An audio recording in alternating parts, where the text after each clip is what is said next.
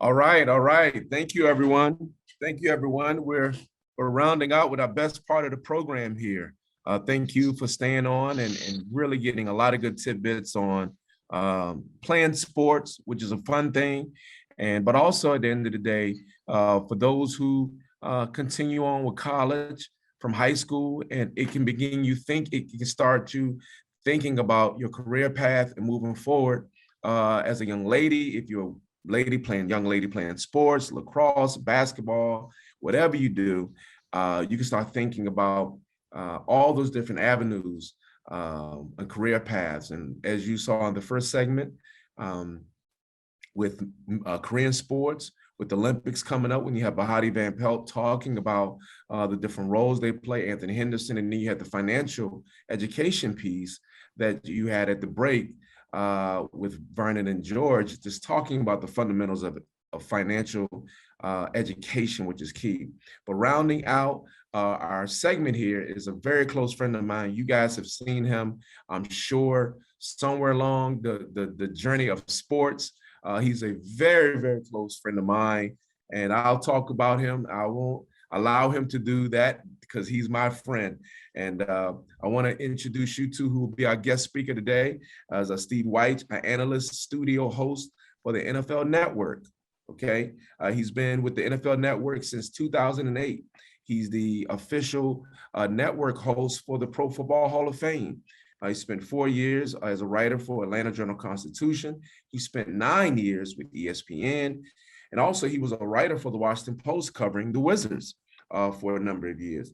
He's originally from St. Louis, where he was an all-star football player in high school. Like many of you, he played sports in high school, right? He attended University of Missouri, coming out of high school, and then he transitioned and ended up at Howard University, where he finished his career. And he's didn't make it like most of us to the NFL, but guess what? He transitioned into sports, and now he's one of the most popular figures on television when it comes to the NFL and all of sports. And I want to thank you and formally introduce my good friend, Steve Wyche. Well, Carl, thanks for that fantastic introduction. And two things before I really get started here. First off, I want to thank you for your time. I mean, the people putting this on, and Carl and everything he's doing with the Hampton Roads Youth Foundation and everybody who's working with him to do that. But more so, I want to thank you, because if you want to get a leg up on what you're trying to do with your lives, to take the time out to share with everybody you've heard from today is important. And in particular, and this, I want to get off the sidetrack a little bit, that last panel with women in sports and seeing those sisters talk about some of the important things that they're dealing with, some of the important things in the world. It means a lot. We have got to constantly support our sisters and praise our sisters and uplift our sisters, because they've been there for us throughout the whole process of our lives. So I really enjoyed that last panel. And again, Carl, everything that you guys have done. And real quick, Carl, let's not forget a good part here. Even though I grew up between Minneapolis and St. Louis, my roots are in Hampton. My whole family on the paternal side, on my father's side, is from Hampton, Virginia. My father and Carl's father were great friends growing up in Hampton. My father went to Phoenix High School, now closed, but it was the all-black school there in Hampton. My father and my mother, who's from Roanoke, went to Hampton Institute back in the day, which is why there's only one HU. Do not ever get it twisted, people, but much respect to my Pirates down there. But no, I mean, look, the Hampton roots are real.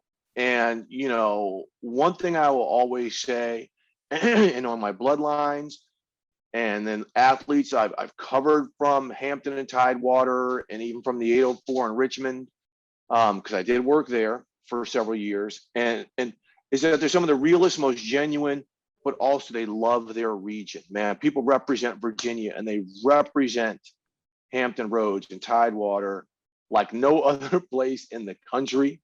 They will accept no slander, which I'm really, really proud of. So again, I'm very humbled to be part of what we have going on here today, and what again you've tried to establish, Carl, with the Hampton Roads Youth Foundation, you and everybody you work with.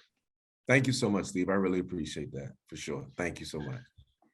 Yeah. So look, something I want to really hammer home today, because you've heard panels on careers in sports and financial literacy and women in sports, but there's a word that has stuck with me throughout my entire life. And this is going to work through all the stories I want to tell here. And I want you all to really hang on to this word, and that's impact, right? When I was 8 or 9 years old, the word impact to me was, hey, when you're playing baseball, put the bat on the ball, have that impact of the bat on the ball.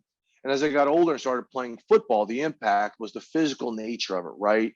Make the individual you're going up against feel you, make your opponent feel you and recognize you, right? That's a hugely important part of what you guys are doing in athletics, on the basketball court, on the tennis court, the impact that you have to win, or again, make your physical presence known. And then as I got older, especially when I transferred to Howard University, and I got surrounded by all of these great peers who pushed me to be better, and these professors who pushed me to be a man and to not settle for just doing an assignment late, to push to do it really well. I understood the impact of what I had to have on myself. Okay, look, if I want to get a good job, I've got to push myself to places I've never been. And then in my first job out of Howard University, I worked for the Richmond Times-Dispatch in Richmond, Virginia, covering high school sports. And for the first time in the real world, I realized the impact that every word I wrote meant. I covered high school sports, right? So if I wrote a word that hurt somebody's feelings or hurt their parents' feelings, I understood it, right? Now, not that I'm trying to be nice or make somebody feel good, but it understood that impact. How would I feel if someone said that I wasn't as good as this tennis player who made the first team all county team or whatever, something like that? Then again, as my career progressed from Richmond down to Miami, that's where things became more personal. That's where I met my wife. That's where my 3 children were born. So now my impact was to be a good, supportive father while I traveled a lot with my job, but also a good, supportive husband to my wife, and to impact the thinking of my children, three sons, 3 black males. And, again, support my wife and show my kids how important it is, the proper way to treat a woman. So then from Miami, I go back to DC, and I'm covering the NBA and the Washington Wizards. And then that's where I start to see now my career arc. I'm impacting things big, right? Michael Jordan came to play for the Washington Wizards, and I'm breaking stories. And I'm impacting the industry now with some of the things that I'm writing and reporting, right, Carl? Now people are like, whoa, Steve's doing some pretty big things here. And then I went to Atlanta. And that's where things really, really got real. I was covering the Atlanta Falcons. And one of the 757 zone, Michael Vick, was the quarterback for the Falcons. And at the time, he was the show in the NFL. The NFL had never seen a player like him. He was one of the first $100 million contract players in the NFL. One of the few NFL players to have a shoe deal, the Michael Vick experience, because shoe companies were like, basketball players and tennis players get shoes because you can wear those around every day. People don't wear cleats unless they're, playing football or playing baseball, and they'll only wear them for a couple hours. So Michael was it, right? And then he got caught up fighting dogs. And it was, whoa. He decided to do something to jeopardize a career, and he ended up going to prison for this. And I'm having to report on all of this. And I'm reporting things where, especially for Black people in a city like Atlanta, where segregation was so strong, and they were so proud to have a Black quarterback, and people are seeing me, a Black man, like, why are you hating Mike? Why are you trying to denigrate a Black man? Hey, I'm doing my job. I'm reporting news. He fought dogs. It was illegal. He's suspended by the NFL, and now he's going to jail for this. But that's where I realized the impact, more so than ever, of me being a Black journalist.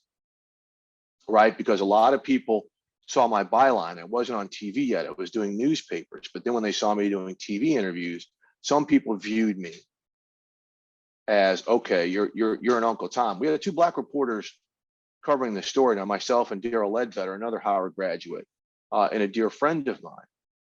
And so I was like, whoa, and hey, I'm not the one who did anything right or anything wrong. I'm just doing my job. But I was not seen necessarily that way by some people. But then other people, white people, would say, these articles you're writing sure are Michael Vick friendly, probably because you're Black. Same words. Have Black people thinking I was a sellout, white people thinking that I was letting Mike off the hook. So that was where I really realized the impact of myself being a Black journalist. And then when I went to the NFL Network and started doing television, that's where the impact really started to be felt. In 2016, I broke arguably the biggest sports story that we've seen in our times.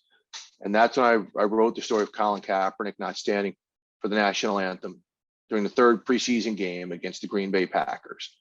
And at that time, I think Cap was 27 years old. I was probably around 50 years old at the time. And I'm seeing this young man risk his career to stand up for what he felt was the right thing to do in a summer where Black men were being killed on TV by police and on videos and things like this. And, of course, we know it was a huge story, a massive story, to where some people thought the only reason Cap spoke to me is because I was Black. No, I was the only one who asked him about it.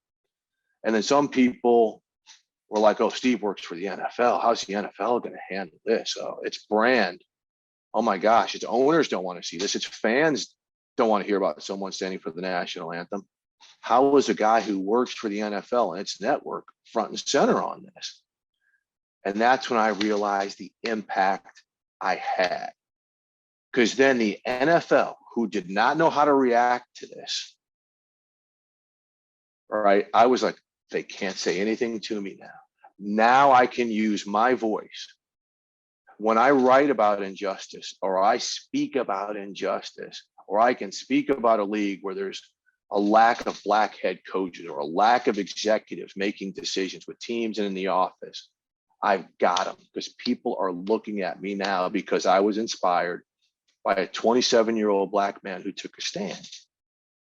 And that's where I realized I had to make that type of impact. So anybody who sees my reporting, who sees what I do outside of the NFL Network, I'm wearing a shirt, the HBCU Legacy Bowl, right? This February, we're going to putting on a bowl game for draft eligible players from historically Black colleges. I'm on the selection committee for the Black College Football Hall of Fame, Polynesian Football Hall of Fame. I'm always uplifting HBCUs, and Carl will tell you this. Anytime these athletes are doing something positive in the community, or they're doing, I'm retweeting it, I am reporting it, I am putting it out there, I am making sure that my impact is to enhance the athlete, enhance our sisters, enhance our brothers, to hold the NFL and to hold ESPN and to hold people accountable, educators, government, legislators accountable for their hiring practices, for not hiring people who look like us. I really do a lot of reporting myself and a fellow colleague, Jim Trotter, on the Players Coalition and what a lot of NFL players and athletes in other sports are doing to help change legislation so people of color can be properly treated. In the state of Massachusetts, they used to have a law on the books where a child as young as 8 could be placed in juvenile detention for having bad behavior. And NFL players, Devin McCourty and several other players, went to the Massachusetts state legislature to get that age changed to 13. Because who's to say at 8 years old, this child doesn't have ADHD and it might be a chemical imbalance and his behavior is something that could be controlled with some medicine or with therapy or with just a proper type of love. right? So these players are doing things to change lives. And now that is my impact. And today, my impact is to try to encourage you that whether you're playing sports, whether you want to become another Black woman official like Maya, or you want to become the next Carl Francis and work with the union representing the players, or whether you want to be like me, be in front of a television camera and do a great job, but also representing your race and people of color. Do not ever let anybody take your impact away. The thing that made me a good football player was I always initiated the impact, right? No one's ever bringing it to me. There's going to be collisions, but initiate your impact. No matter what you do in life, you make the first move, right? If you're playing basketball and you got a good defender on you, are you going to let him hold you up when you cross half court? Or are you going to let him or her deny you that entry pass? Well, if you do, then you're letting that person impact your performance. And that does not tend to work out well. And, I'm glad we just had LaTanya Story on that previous panel. She represents Michael Vick. She said she represents Maria Taylor. And Maria Taylor, if you don't know, she's been in the news. She's this fantastic anchor and host at ESPN, a Black woman. And she had a colleague who's very good at what she does, who's white, a very good, respected reporter, get caught on a recording talking about how Maria's getting her shine because she's a diversity hire. There is not one person of color on this meeting here who has not had to deal with a diversity hiring issue, one adult people in the workforce. My first job in Richmond, I was told I was a diversity hire. I'm 23 years old, being interviewed, having lunch at this country club in downtown Richmond. Steve, you're going to be a diversity hire. So I said, that sounds so horrible to me, but I'm going to make sure I do such a good job that they never have to say this is a diversity hire, that we're going to Virginia Union, that we're going to Hampton or Howard or Jackson State or wherever, VCU, Old Dominion, and hiring the best person who happens to be of color. And that's what you have to do. You always have to represent yourself and your family to make that impact. And knowing people from Hampton Roads, hey man, all I hear is we represent 757, Tidewater, Hampton Roads, Peninsula. It's all I've heard my whole life. So you have something innate in you, being from where you're from, having peers that will push you, having adults that will not let you settle, that should have already put something in you to make you want to initiate your impact. Remember that impact can be made in a lot of different ways, but you always need to initiate the impact. You're going to have a hard time sometimes figuring out how to do that. That's life. That's how we evolve and grow. But initiate the impact and never, ever stop making an impact.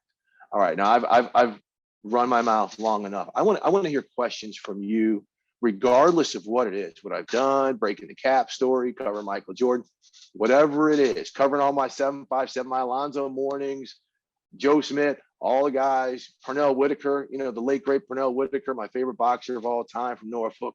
Whatever you want to know, fire away. Well, first, yes, we want to open it up for questions and answers. We want to get as many questions as possible if you can. If you're interested, just no question is a bad question. As a commentator, how do you get information? Great question. I see that's from Randall. Randall, thanks for that question. So, look, it's a lot of it. I've done this since 1989, right? So I've done this for a long time. But initially, when I had my first job covering high schools in Richmond, it's making phone calls. I would have to call maybe a basketball coach or basketball coach's, secretary or whatever, and say, hey, look, I want to do a story on one of your players. And at the time I lived in Richmond, they had an All-American basketball player named God, what was Kendrick? I want to say it was it's losing my mind, but anyway, I would call his coach and set up and do an interview that way. A lot of times, just if I'm interviewing a young person, an adult had to be there, right? We always had to make sure it was on the up and up. But now, doing what I do in the NFL, there's all kinds of ways to gather information. Like, let's say I'm doing a story. I live in Los Angeles and I need to do something on Matthew Stafford, the new quarterback of the Rams. Well, I can call up, what they call the media relations director from the Rams, set up an interview. But in the meantime, I'm going to call up, or, now that we can go see people in person again, go visit with maybe some players who played against Matthew Stafford, who's quarterback with the Lions, to gather different perspectives. So there's a lot of different ways to get information. I'll call Carl sometimes, like, hey, Carl, I need to speak to DeMaurice Smith, the head of the players union, to get a comment on this, or to pick his brain about something. So you have to have a natural curiosity. And the older you get in this business, you better have one hell of a Rolodex and a lot of trust. You have to develop a lot of trust in people, so they'll want to talk to you and maybe tell you something that they won't tell other people. That's, I think, a skill of mine that has really helped me become what I've become. Next questions. Thank you, Steve.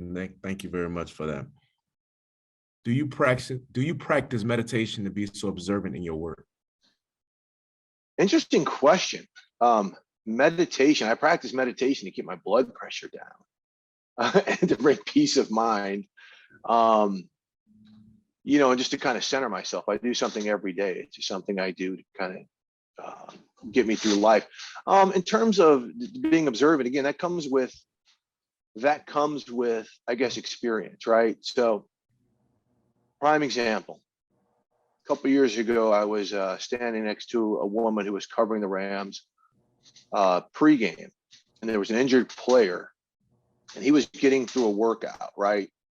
And they were pushing him, and it was a 15-minute workout. And her thing is like, wow, he really looks good. Maybe he'll play today. And I said, he is not playing at all. And I said, here's why. When you see a player getting pushed like that for a 15 or 20-minute workout, that's not to see if he can play. That's just to kind of keep him fresh and to keep him rehabbing that injury. Now, if you see someone getting a 5-minute workout where there is a coach, a trainer, maybe the doctor, and the general manager watching with a keen eye, that's to see if the player is going to play. So there's all kinds of different things you look for. Again, it just comes with experience. But a lot of it, look, as a person of color too, there are things that I may notice about what certain players are doing or talking about that may go over the heads of some of my colleagues. And fortunately for me, I grew up basically in an all-white town in Missouri, went to an all-white high school. So I also understand what they're talking about when they're trying to have their little powwows or doing certain things. So there's a lot of things that I may catch that others don't, which again is a skill that's developed over time. Thank you. Next question is, I'm interested in sports commentating. What should my major be in college? Great question. Who's that? Randall, again, great question. There's a lot of different majors you can study. A lot, look, not every university is going to offer a communications or journalism degree, but some, I've worked with people who are English majors, some who've studied history. One of the best writers in the country, she's a news reporter, went to Howard and Rachel Swarns. She's at the New York Times. She was a Spanish major. But I would steer you towards studying mass communication or journalism, right? I was a print journalism major, but there are broadcast journalism majors. There are sports management majors.